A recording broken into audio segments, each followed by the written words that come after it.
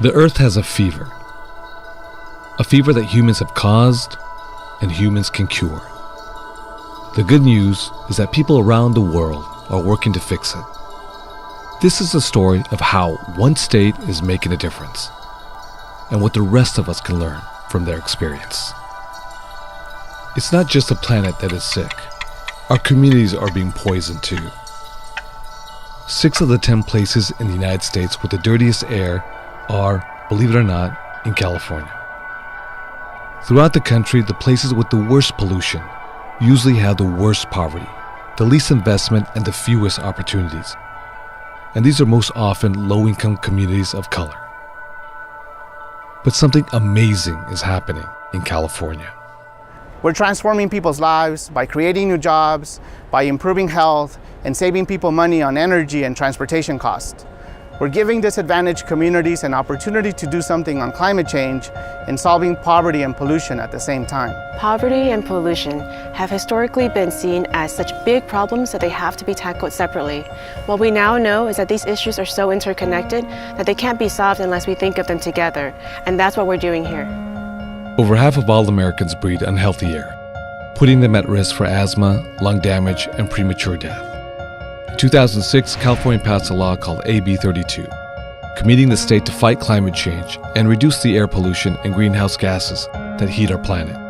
AB 32, the Global Warming Solutions Act, is a powerful law, and it has some language about helping disadvantaged communities, but it doesn't have any way to really make that happen. So we decided to put some teeth into that section and to make sure that when revenues are generated by AB 32, that money is put to work to help people in the communities that have suffered the worst from pollution and disinvestment. So advocates for underserved communities led by the California Climate Equity Coalition worked with the legislature to pass a new law called SB 535. That law guaranteed that at least 1/4 of the money raised from polluters must go to projects that benefit communities struggling with poverty and pollution, with 10% guaranteed to go to projects actually located in those communities.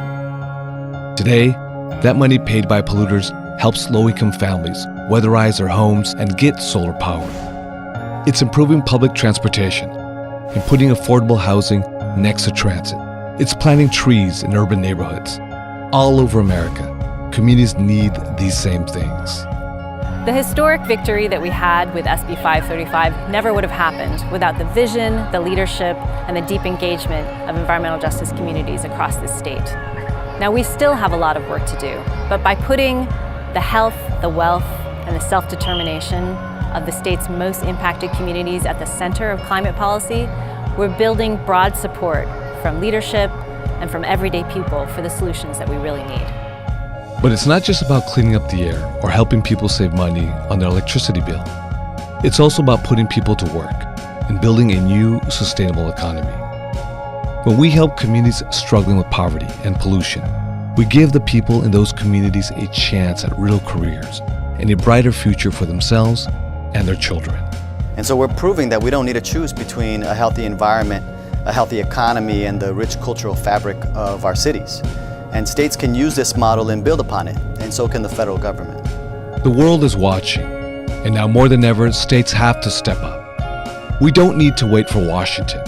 Let's stand together to put a price on carbon that invests in green jobs, better health, and a just transition for all, starting with those on the front lines of pollution and climate change.